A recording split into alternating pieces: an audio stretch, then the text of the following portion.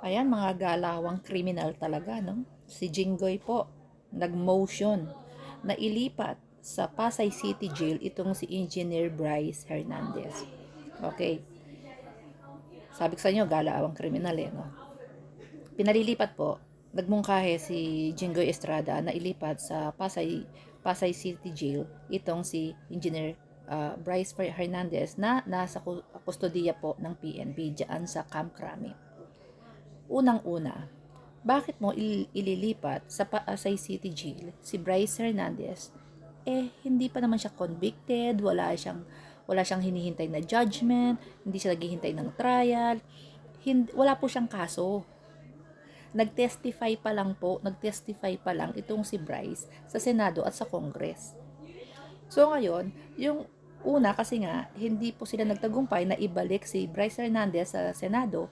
Ngayon naman, ang gusto nila, ang minungkahi naman, dalhin daw sa Pasay City Jail custody. Oh my God, wala pa nga pong kaso yung tao, nag-testify pa lang, ikukulong nyo na. Maganda nga po na nasa PNP custody siya kasi neutral po ang sitwasyon. Kasi may mga nabanggit